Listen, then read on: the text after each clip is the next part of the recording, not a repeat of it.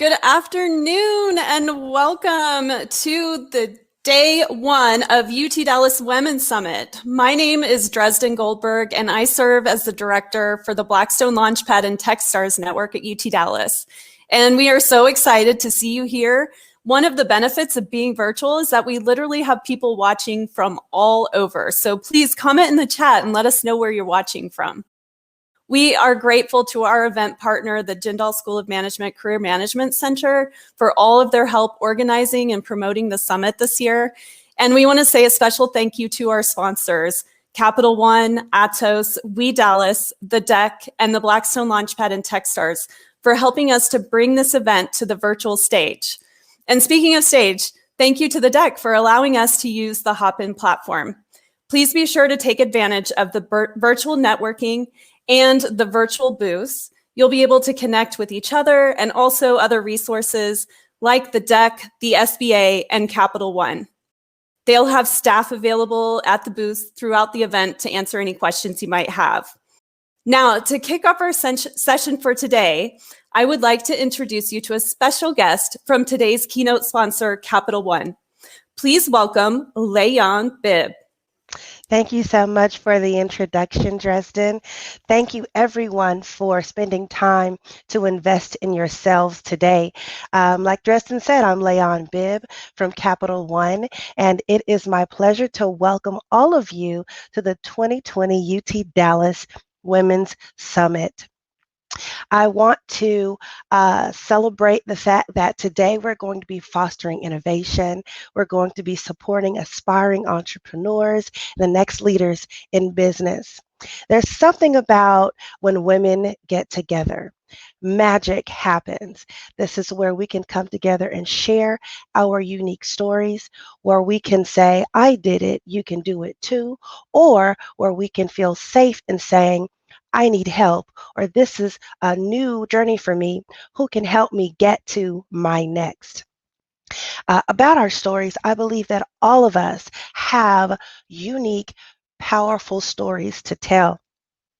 Every step of the journeys that we take, be it individually or collectively, every step has a purpose, especially when you decide to take on the challenge of being an entrepreneur.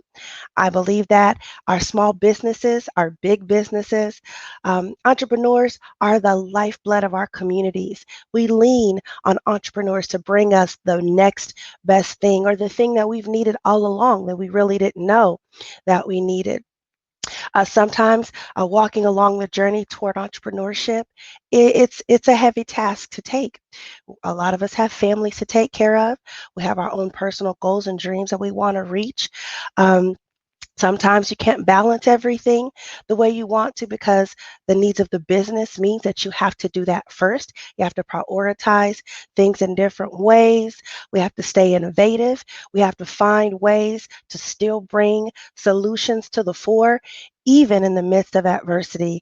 And I, for one, I would say that 2020 has been a year that has uniquely positioned us to come up with new ways to bring solutions to the fore, right? Forced us to think out of the box. It's given us opportunities to find new ways to shine and to raise our hands and say, I have the idea, I have the solution, I have the business that I know that we need to get to the next level. Now, later on, you are going to hear from an amazing leader. She's going to share some insights with us. My hope is that the knowledge that you gain, not just today, but over the next couple of days, is just what you need to power you forward. It is with great pleasure that I get to introduce today's keynote speaker. Kara Golden. She is the founder and CEO of Hint Inc., best known for its award-winning water. It's a leading unsweetened flavored water in the industry, and she's also the author of her book, Undaunted. She is an active speaker and a host to her podcast, The Kara Golden Show, where she interviews founders, entrepreneurs, such as yourselves, and other disruptors across various industries.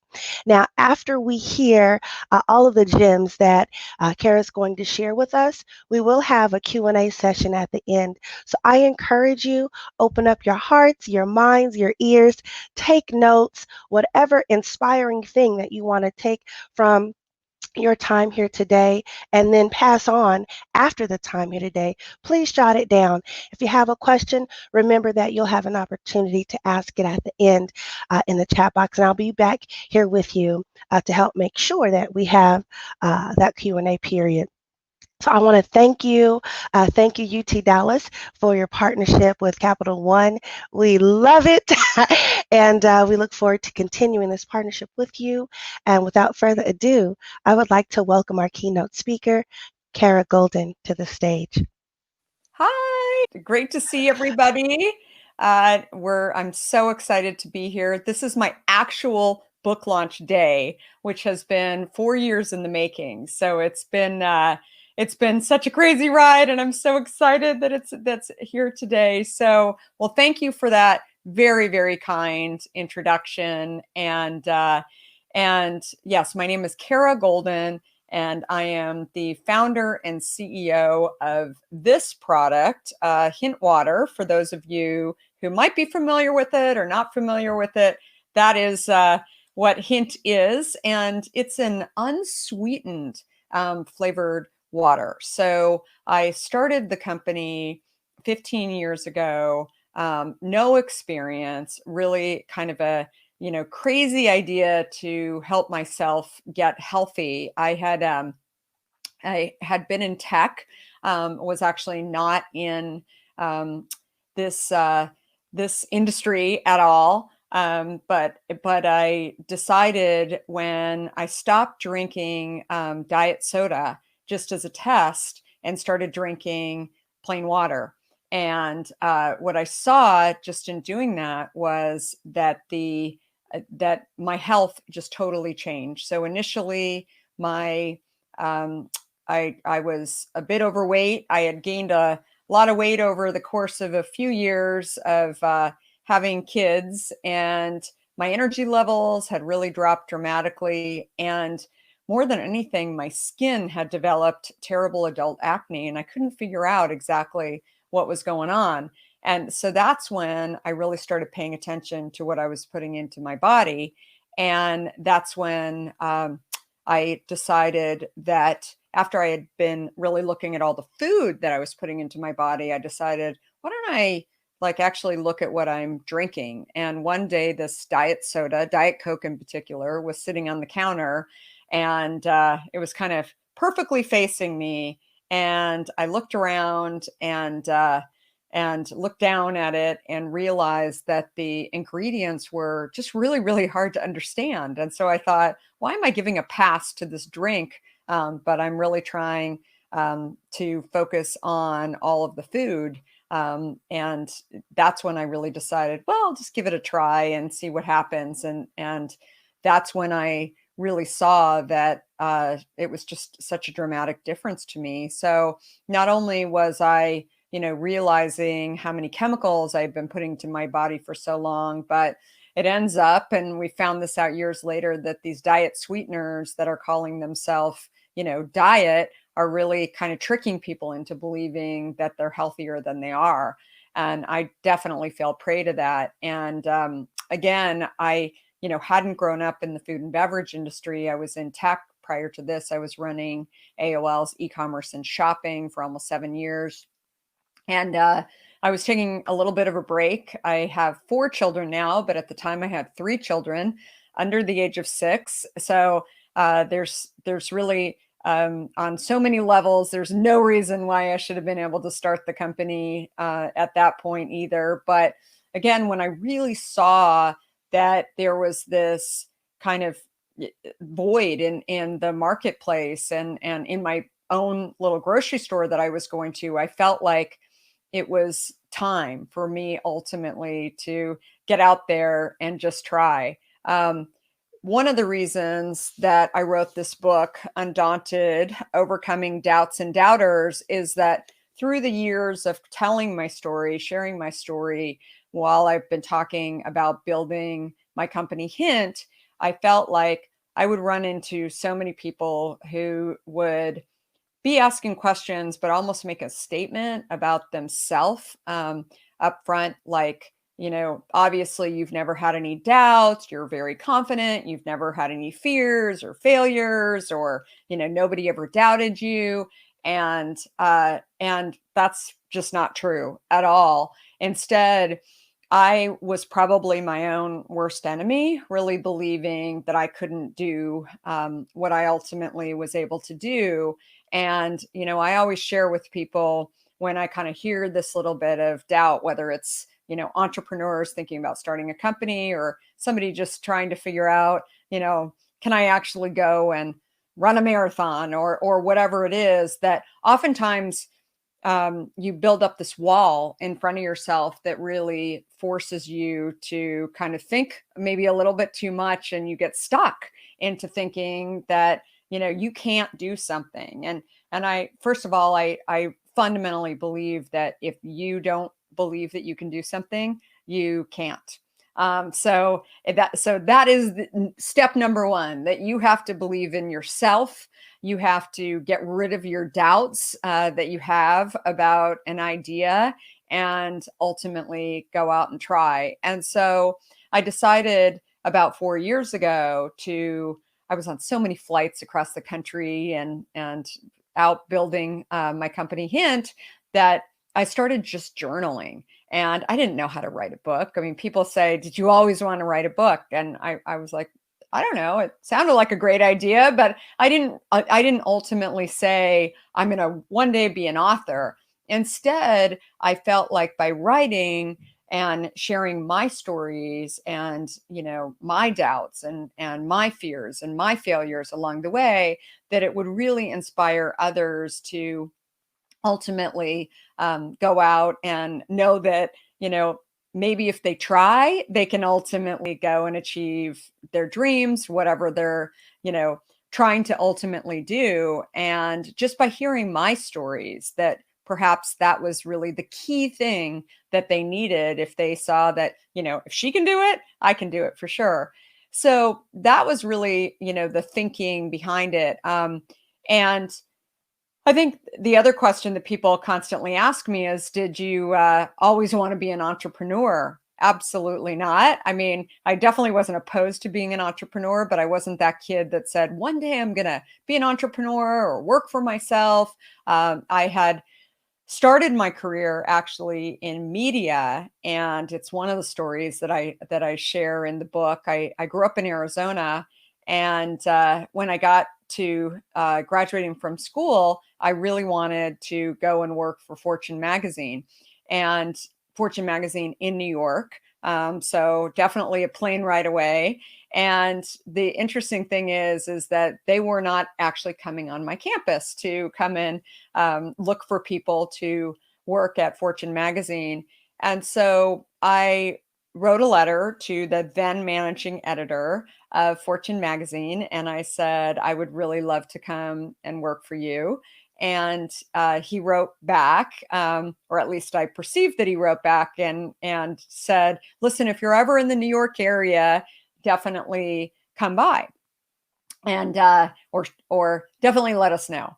And so I took that very literally and went to New York, literally got a plane ticket and went out to New York and set up a few other interviews around it so that it was worth my while.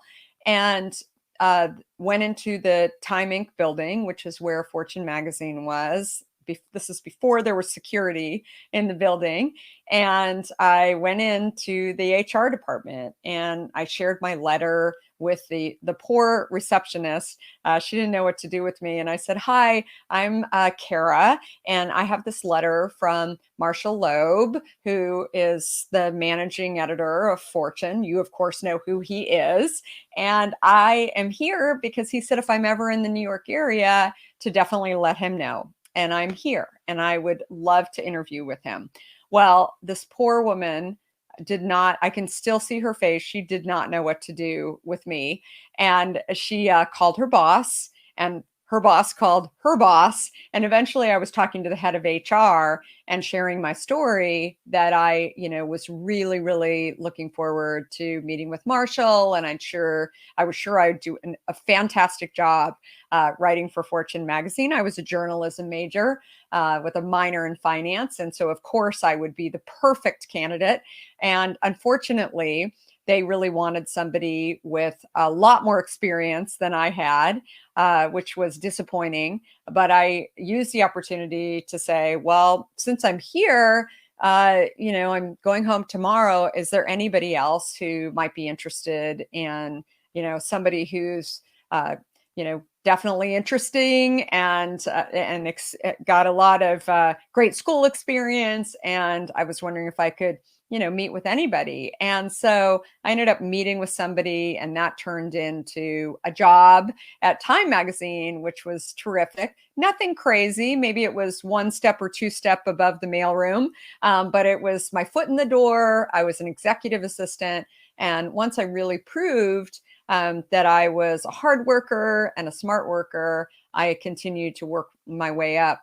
And so I share that story in the book because it truly is a story that, obviously it's a little funny to many people.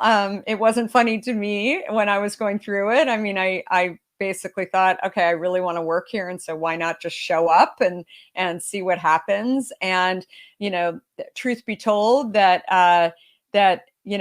that kind of stuff works. And sometimes if you can figure out a way to do things a little bit differently and show up, I fundamentally believe that it's something that that is different and unique, and especially during a time like today, where people are trying to figure out exactly what they want to do. Do they want to stay in the same role that they're in? Do they want to move to another place? Do they, what do they really, really want to end up doing? I think that you just have to figure out creative ways and figure out exactly what you ultimately want to do. And you may not actually reach that goal, but along the way, keeping your eyes open for something that may seem just as good is really, what that story is all about. So it's funny.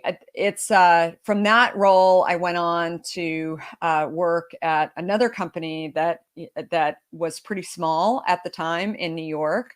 They had recruited me out of Time, and I had been running the airline circulation at the time, and I ended up going into to a company called CNN, which you're all familiar with.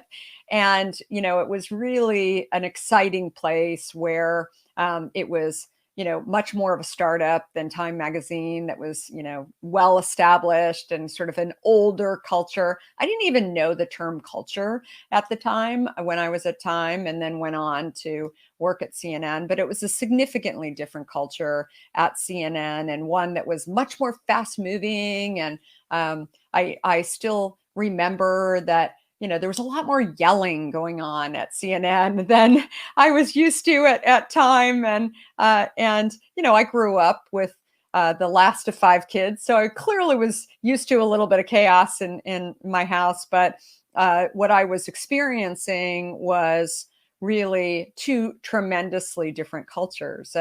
And fast forward many, many years later, when my next company, well, actually one in between, I'll get to that in a minute, but my next company ended up coming all into one with these 2 companies that I had worked for, CNN as well as Time. And what I realized out of that was that I was learning about all of these different cultures, and some of them, I liked, but then there were things that I didn't necessarily like about them. And what I didn't know then, but again, I talk about frequently, that what I learned is about the journey and the importance of the journey and what you end up picking up at all of these different stops along the way.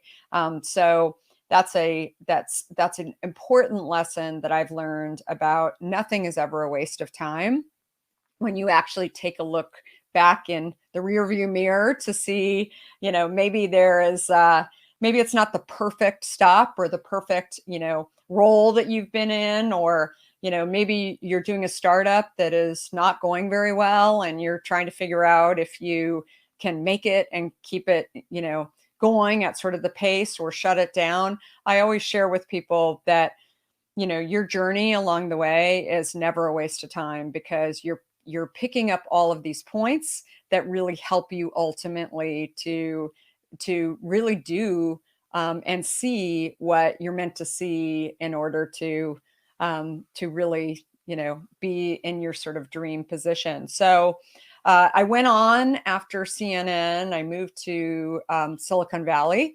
and I ended up reaching out to a individual who was quoted in the newspaper. I mean, who does that, right? Like the head of marketing for this little spin out of Apple. And I had I had never heard of this company.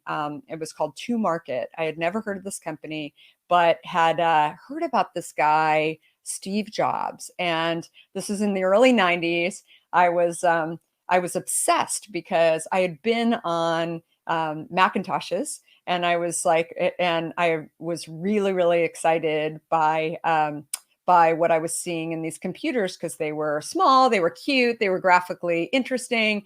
And so that's when I really saw that there was like all this opportunity in Silicon Valley to do things that I thought were really cool. And so I reached out to this gentleman who was quoted in the Wall Street Journal, that was working for this company, 2Market.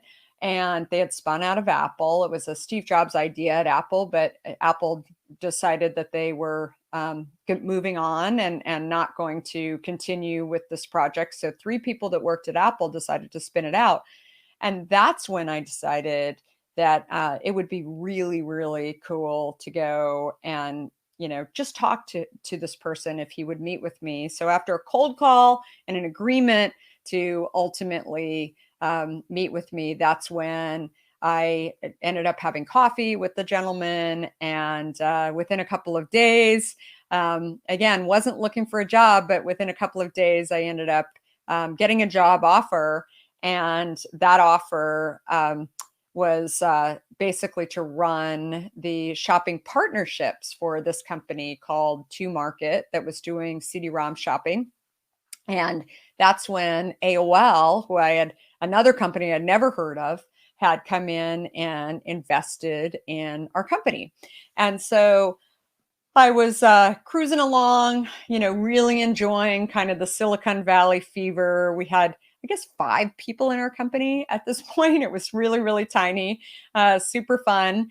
And that's when AOL, after about 6 months, came in and actually acquired our company. And I'll never forget, we were in the process of trying to figure out how all of us could actually be integrated into AOL, which was not based in Silicon Valley, but was based in Virginia.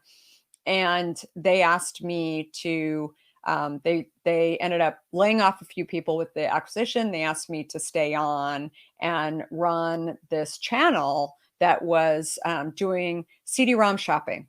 And so it was really exciting. My job was to go out to the J. Crews and the Gaps of the world. And I had no idea, no experience, there's no reason why I should have been able to do what I was doing. But at the end of the day, I just decided I'm going to try. I'm going to try and see whether or not this is, something that I can do. And everybody else seems to believe in me. So why don't I just give it a try? And fast forward, after I was running the shopping partnerships at AOL, fast forward 7 years, I ended up bringing in close to $1 billion in revenue to AOL. So I was the youngest vice president at AOL. I was one of the few females at AOL. And that's when once I hit that milestone, I basically said, gosh, maybe since I'm mostly living in Virginia and on the East Coast at this point working, and the United Airlines pilot knew my name every time I got on the plane on Monday morning from San Francisco, I thought, well, I think I need to kind of try and find something back in Silicon Valley. So at this point, I'm in Silicon Valley, somehow managed to have 3 children. And along the way, even though I was traveling a lot, and I had really had, just a great ride in media and tech and having lots and lots of fun. And then I, was really thinking, okay, what's next for me? I mean, here I had never planned on going into tech. It had been a lot of fun. But I really thought that maybe there's this other bigger opportunity out there for me. And I was searching for it. What I knew I wanted to do with my life was really do something that was really making a difference. And I didn't know what that meant. I looked at a ton of nonprofits, and I was enjoying really spending time with my young kids that were under the age of 4.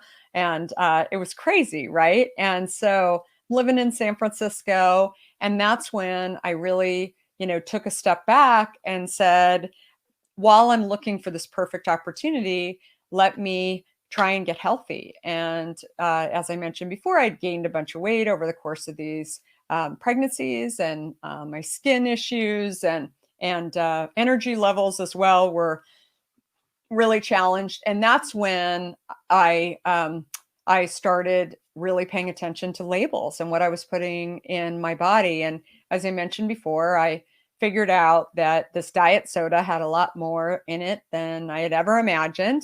And that's when I just decided to put it to the side and drink more water. But what I realized is I aspired to be a water drinker, and I was never a water drinker. I felt like water was just so boring. And I, was jealous of people that just didn't have any issues with drinking water.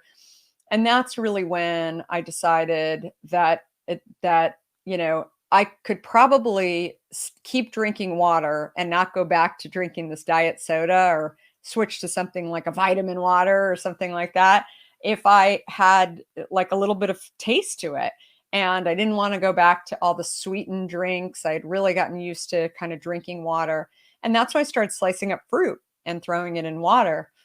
So that was, probably a year in the process of just kind of like throwing fruit in. I would slice up a half a pomegranate and throw it in the water, and friends would be like, "Oh, what kind of fruit do you have in your water? That's such a good idea." And I joke that now that I was like kind of concerned that my friends, like they really thought that this was a good idea. Like, it's just fruit and water. I mean, it's crazy. It's so simple. I mean, it's it was amazing how many people were asking me about it. But then as I explained to them, when I would go into grocery stores and I would kind of see what was in the market, like the vitamin waters. And of course, I had been drinking the diet sodas, and, many of them that were even kind of, healthy perception versus healthy reality, I called it, that I had thought that the diet soda was, healthy and better for me. And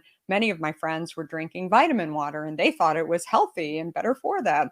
And when I really looked at, not just sugar that was going into these products that called themselves water, but also these diet sweeteners, I thought, gosh, I just like want something that just makes water taste better. And that's it. And so I searched on the West Coast. I searched down in Dallas. I searched in the East Coast as well.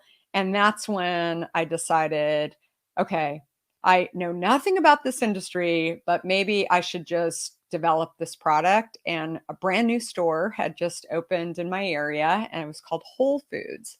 And so I went to Whole Foods in San Francisco, and I started talking to the guy stocking the shelf. I didn't know that there was like a corporate headquarters in Austin.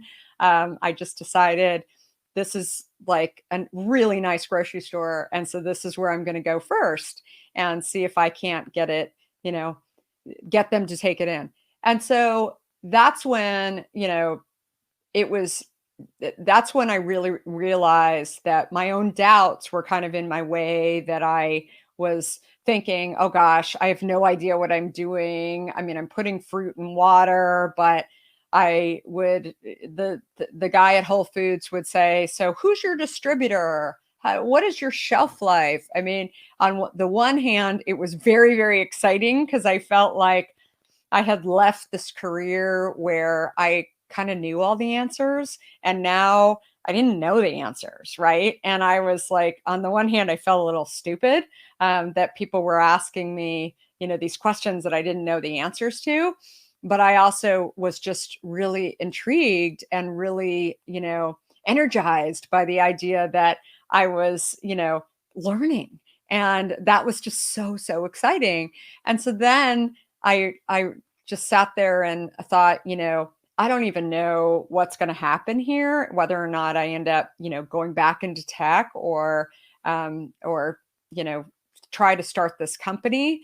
But for me, just the idea of just learning, and, it's something also that I put into my business and what I share with my managers as well, that if you can actually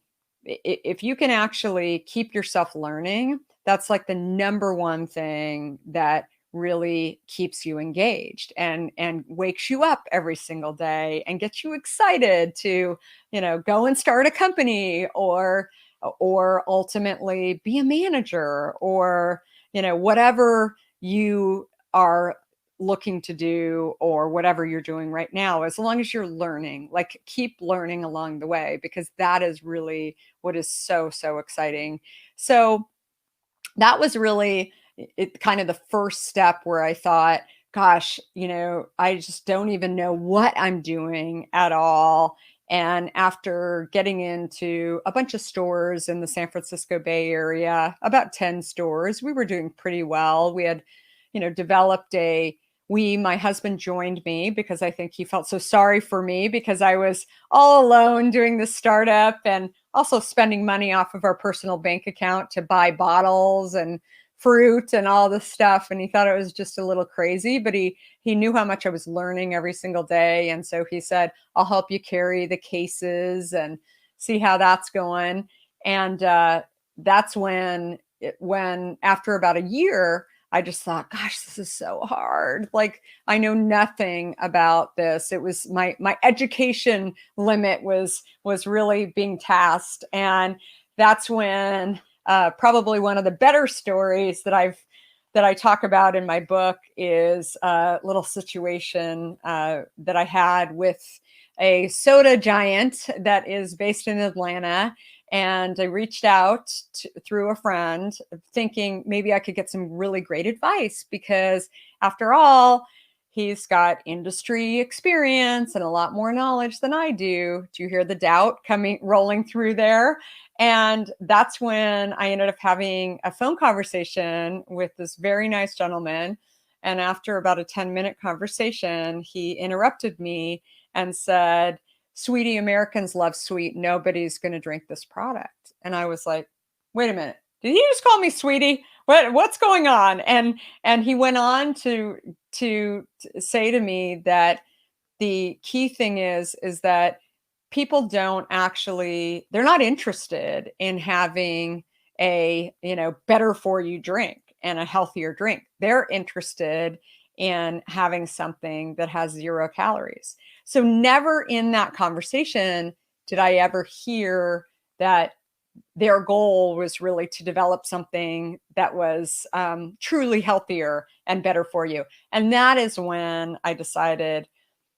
I hung up the phone with him after a very nice 45-minute talk. And I said, I have to go do this. And if I don't go do this, then no one's going to do it. I mean, this is what, these soda giants and beverage giants were doing. They were, in my mind, tricking people into really focusing on, the wrong thing. And that for me was just not something that I was that interested in really relating to in any way. And I thought that their mission was just so incredibly different. They didn't have a mission. And so that was when I really decided I've got to go do this. So start this company. In between there, while I wrote my business plan for this company, I should add, I was pregnant with my 4th child. So I launched this company with 4 kids under the age of 6. And everybody said, like, that's crazy. You can't launch a company with 4 kids under the age of 6. And, I said, well, I'm doing it. And, and we're going to go and launch this and see what happens. But those are just so many of the stories along the way. But again, I think that the key thing that I want to get out of really what I want people to get out of this book is knowing that if I can go do something when I had all of these doubts and all of these doubters and all of these fears, and there's definitely some failures along the way too, where I'm a huge believer that if you can look at your challenges and your failures, you can learn from those things and just do better the next time. And if people read my stories and see that, again, if she can do it with no industry experience, she can show up and get a job. She can figure out, when it's not the most popular or believable thing that she's going to go and launch some company when she's got, these little kids at home, then, maybe you or people that that actually think, well, I can't do it. I'm not very happy right now, but, there's no way that I can do it because I don't have, the industry experience or enough education, or I don't live in the right location, or whatever it is. If you can look at my stories and see that I can do it, I believe that you can do it as well. So that is just a little piece of it. If you guys are interested, I'll give one more plug for my book. So Undaunted, Overcoming Doubts and Doubters. You can get it on Amazon. It's like I said, just launched it today, as well as on our website at undauntedthebook.com. If you go there, we're actually giving away, or karagolden.com/undaunted. We're giving away a free case of Hint with the purchase of your book. So you can do that as well. And it's super great to be able to also have this wonderful quenching. I'm drinking a clementine at the moment. Hint that is so good and so healthy. So, but thank you so much. And we are going to open it up for questions too. I'm probably going to put my glasses on through this process. And I think some nice person is going to help moderate for a few minutes. Oh, great. Yeah. Awesome. Thanks, Leon. Thank you so much. Yeah. Kara, listen, I live for so many things that you shared. Before we get into the questions, everyone, I'm sorry, I promise I will read as many questions as possible. I have to appreciate you for your authenticity, just for your candor. I mean, I know I've had those thoughts. No one I know has ever done this before. What makes me think I can go in and do it? So to hear you be so open and transparent with everyone and share the nuts of how you actually did it, that's the change maker right there. That's the differentiator that we all hope to find. Yeah. So thank you for sharing those gems. And I want to just say one more thing. Yeah. On behalf of Capital One, the first 200 attendees here will also get a copy of Kara's new book, Undaunted. The subtitle is everything, Overcoming Doubts and Doubters. So the first 200 attendees here at Capital One would like to gift you that book. And thank you so much, Kara, for the gems that are in there. Now, on to the questions. First question we have is from Elaine G. Urban. She's asking, how did it feel to work at the startup? You know, I definitely knew that it was a startup when I went to market. It was called. It was incredibly different than where I had been at CNN. CNN. I'm totally dating myself here, but it was a little smaller than it is today. Ted Turner was still the founder of CNN, was still running around. He was married to Jane Fonda at the time. I like left this piece out, but I talk about it in the book. Like one of the sort of the deciding factor for me, I always have like a deciding factor in a lot of things that I do. And I remember going to CNN. Well, I thought it was really interesting. It was, at a time when news didn't used to be 24 hours, right? Right. Yeah. I thought it was really, really interesting. And so, but Ted Turner was married to Jane Fonda. And I thought, gosh, it'd be a goal to like meet Jane Fonda. I mean, she's so awesome in so many ways that I thought it would just be awesome. So I got to meet her once and she was great. But I was like, okay, I did that now. It's like, it's fine. I mean, it was just, it was great. There were a lot of interesting things about it, but I feel like that the thing, CNN grew tremendously while I was there. And when I ended up going to this little startup, I mean, going from a few, 1,000 people company, they weren't tens of thousands, but a few thousand to 5 was, crazy, right? Yeah. There was just, you didn't have anything that expense reports or rules or anything like that. It was a little crazy town, right? And so, but I loved it, right? I loved it in a lot of ways. And I always share with people, I think the first time you go from a much larger company to a significantly smaller company, I think everyone should do it. Just like I believe that everybody should work in some kind of government role, whether it's an internship, just to do it, because I think you learn so much about yourself and what you like. And even, something that I always share with entrepreneurs today, that sometimes people will go from a large company, maybe they go to business school, and then they decide to go and start their own company. And, I'll hear how hard it is and how challenging it is. And so often I find that a lot of people, and I guess in a way I did this, but they go and they kind of watch somebody else lead in a startup. Right. And then they go and work, and then they're like, okay, this really isn't, they demystify it. This really isn't what it's not as scary as I thought it was going to be. But then there's a lot of other people, and also an incredibly important role. It's a support role for a startup too. It's another thing where, I've said that I've heard from, a lot of would-be entrepreneurs or wannabe entrepreneurs. I've never actually led a startup, but I've worked in a startup, and I'm like, don't discount that at all, because you can't actually grow a startup without people who are ultimately supporting the role. So I think that you almost need to just jump in and try anywhere if you have an opportunity to go into a startup. And I always, share with other leaders who have asked me, how do you, find great people and grow a startup? Look, when you are first starting your startup, like, you basically find people that will come, right? Because why should they believe in you? You've got some crazy idea for some flavored water company. And I mean, basically, like, I was just trying to find people that had a pulse, like, that would come in, right? I mean, and that was it. And that doesn't mean that, they're bad people. It means that I had nothing for them to believe in. Right. I mean, truly. And so I, say to people, like, just go find people that can really help you to kind of get it going. And then you may end up keeping them. You also may have to find different people at different stages of the company, because that's what you need in order, to make it grow. So start somewhere.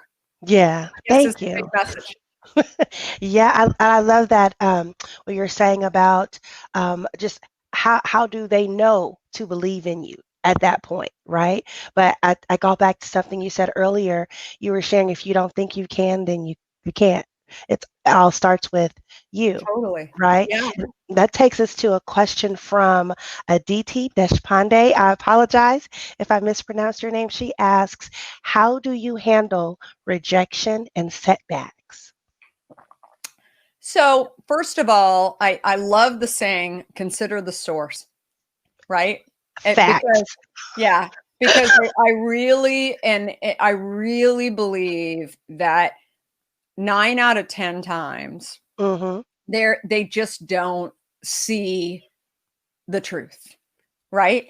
And so I go back to my story of talking to that nice beverage executive, as I got this great opportunity. I didn't go in thinking that I would think what I thought by the end of that, but really I was focused on a mission of health. He was focused on selling people stuff. And what I came away from that conversation believing, and still believe today, is that his mission was different than my mission. And so him telling me that my business wouldn't go anywhere when he was on a totally different mission was just, yes, he was a huge beverage, industry giant. But when you have a different set of goals and a different mission, then you really have to look at, how can this person actually tell me that I'm going to fail? Like, what does that do? What does that even mean? And I think it really goes back to something that we've been saying over and over again, is you have to believe in yourself. And so what I was going back to is, he had this other opinion, but here I was selling product in the Bay Area where I had it in stores. I was hearing from consumers that we were really helping them to drink water. We were helping them with different health issues. And so again, like, the proof was in the pudding, right? Like, there were people who, were liking what I was doing. He obviously wasn't liking what I was doing. And I thought, I'm not going to be for everyone. And that's okay. Right. And and I think that that's something that you have to remind yourself along the way, because there's tons of people, who will doubt what you're doing. And I think I felt like if somebody has so much experience in the industry that I'm in, why wouldn't I listen to them? And I really think that the idea that he called me sweetie was something that just kind of threw me for a minute. I like zoned back in after a couple of minutes, but I was like, excuse me. Yeah. And, it just was strange. Like, I just thought, okay, I'm making excuses for him. Like, maybe he's from the South. Maybe it's like, I don't know. But then at the end of the day, I'm like, I don't know. I like came to him with an idea, and he's not really taking it that seriously, I guess. I don't know. And so whatever it was, it woke me up, and it woke me up to a point where I just thought, I need to keep, putting fuel into this and see what's going. And again, if you're doing a product where customers are able to give you feedback, and in today's day and age, I think that the closer you can be to that customer, where that customer is going to be able to share how they feel about your product, that is so key. And it really is inspiration for you as a founder, because you will have tons of people around you. The worst, by the way, especially if you don't totally believe in yourself, is your family. Like your family who loves you, you're like, well, I don't know. I mean, I'm trying to make this happen. And they'll be like, Leon, you should not do that. Like that is a dumb idea, right? And then all of a sudden inside that little like voice says like, they're right. Listen, it's too hard. Let's go to the beach. Like, let's not, worry about this anymore. So again, you really, really have to, consider the source. Really think about, they love you. They're trying to make your life easier. They don't want to see you hurt. And so again, you just gotta try and figure out exactly who you should be listening to if you really want to grow the stream. Yeah, I love that. Thank you. That takes us to another question. I just have to pause because so many questions come back into my mind. I'm like, oh wait, I have to share other people's questions too. So this one here, I want to combine a few. Another one from Elaine G. Urban, one from Ida Sarach. I hope I've said that appropriately. And then another question from Rachel Berglund. All right, so these questions all theme around family, and then juggling all that comes with that, with having children, with sometimes even your family members not being able to catch the dream, right along with you, and then checking that fear. Maybe it's someone in your family that their opinion means a lot to you, or there's some soda giant executive who you think knows more than you, right? How do you balance all of that to say, you know what, check it, I'm still going to forge ahead anyway? Give us some tips on how you navigate that. Yeah. So I think always looking back on what you've overcome. Oh, that's good. Along the way. Because, as I share with people too, that, this sort of adds on to that question. But a lot of people say, like, obviously you were taking a risk when you went out and did this. And, how do you look at risk? And I kept reminding myself that no one could take away this incredible career that I had in tech. And people would say to me, what are you doing? Like launching this beverage company, like you got offered a job at Google. Like, what are you thinking? And I'm like, I don't know. Like, I just feel like, if there's no more days left in the world, it's something as crazy as it may sound to other people. I felt like by getting people to enjoy water again, that I could actually be a part of changing health. And that was important to me. And it meant a lot to me. And as a mother, I also felt like, what are my kids going to say about their mom? And I think today, if you ask, I have 3 kids in college, I have 1 in high school. And, I think what they would say is like, she's a little crazy, but she takes on these like soda giants. Women are not supposed to be running companies according to most of the books out there, right? Right. And they're like, I don't know, she's been running her company for, a long time, but she works hard. She works really hard. And, every single day, I think what they're seeing is that I'm doing things that maybe I'm not supposed to be doing. Yeah. Right. And maybe, I'm working on a huge initiative around clean water right now in Washington. And, you're not supposed to be doing a nonprofit in a profitable company, right? Like it's just, or working in Washington, working on stuff, but I'm so interested in health and how it impacts consumers. And so I ended up meeting with some various members of Congress, and we're working on trying to get the PFAS, which some people may or may not be familiar with. It's essentially a plastic that is in our water supply that, according to the NIH and the Center for Disease Control, is a known carcinogen. Wow. That is in our plastic or in our water supply. And in addition to lead, and really trying to focus and clean up the water supply. But again, as a, parent, if you know that your mom is focused on these things, and I mean, I don't sit there and talk to them about it every single day, but they're like, hey, where are you going? I mean, obviously not during this pandemic, but I have to go to Washington to go have these meetings and whatever. And they're like, I come home and they're like, oh, what happened?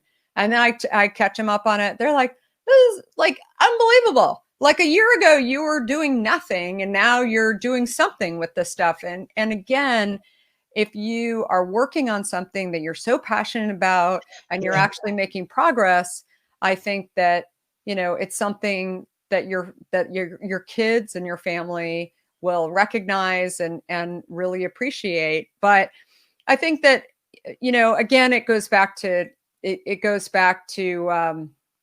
well, I would say another thing.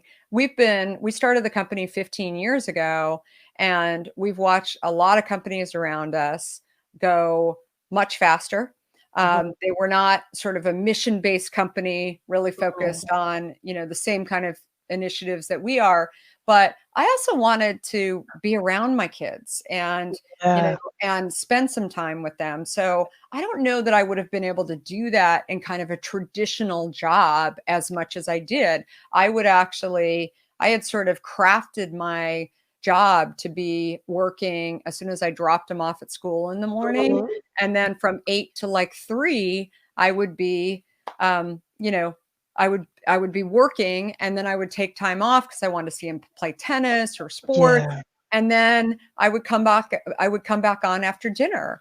And so that is, for me, being an entrepreneur, so many people think it's so hard. And it is hard, but I think that the flexibility and the ability for me to kind of not only follow my passion, but also kind of make my own schedule was just amazing on so many levels.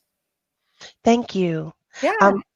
Thank you. I'm thinking through all that you're saying and applying it to my own life. I have 2 little girls, and that's a question that I ask myself is, what are they seeing from me? And if they grew up and did exactly what they see me doing now, how would I feel about that? And it helps me to decide, how I show up, right? Whether or not to take that next step. That takes me to some other questions we have around what advice would you give? Someone asks, Sherry James wants to know, what advice would you give a startup company focused on mental health and well-being? And then we have a question from, from Julia Zlomke, who wants to know about advice you would give to students who want to be entrepreneurs. So should I go to the mental health first? Okay. However you would like. Yeah. Okay. So I would say that mental health is something that is a real issue, and it's showing up in different in sort of a different format Mm-hmm. and with different people than I think leaders have ever seen. And Mm-hmm. so, the idea of you had it all figured out, and who were those people that maybe had a little more anxiety or before. Yeah. I think that homeschooling and or spending too much time alone because a lot of their friends have families and they can't. I think that is a real issue. So I think I kudos for actually coming up with an idea around this, because I don't think that anyone has solved the issue on sort of how to manage it and how to bring that community together, really. Because I just do think that every leader, I've been on a ton of panels over the last month, and I definitely think that leaders are definitely looking at that. And then, to students, what I would say is it's a journey, right? And don't feel like that first job or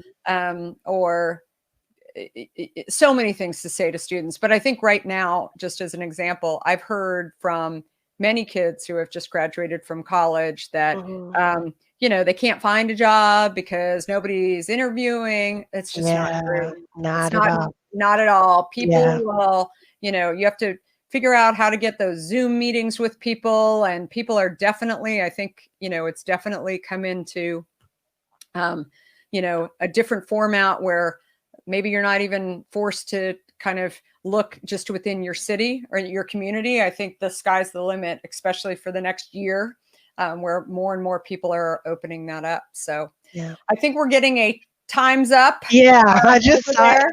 I just saw it as well. But this is so awesome. I really appreciate you guys. And again, hopefully there's a lot more stories in here. Hopefully you guys will get the book. And I'm super excited. I'm actually going on a call with Sheryl Sandberg at Facebook on LinkedIn. This in a half hour. And she's going to be interviewing me specifically on the book. And we're actually going for a Guinness World Record for largest book launch streaming on Facebook Live. So I'm very, very excited. So you're totally going to do it. Yeah. So anyway, well, thank you, everybody. And definitely reach out to me on social. I'm at Kara Golden with an I, and I would love to meet all of you. So thank you again. Thank you, Kara. Thank you, UT Dallas. Thank you, everyone who's attending. Please stick with us throughout the week. We have, I think tomorrow is the Founders Story Series, where you're going to hear several founders share stories about their entrepreneurial journeys. Please come, ask anything. Thank you so much for spending time with us today with UT Dallas, the Women's Summit this year, and with Capital One, and of course with Kara Golden. Get the book, y'all.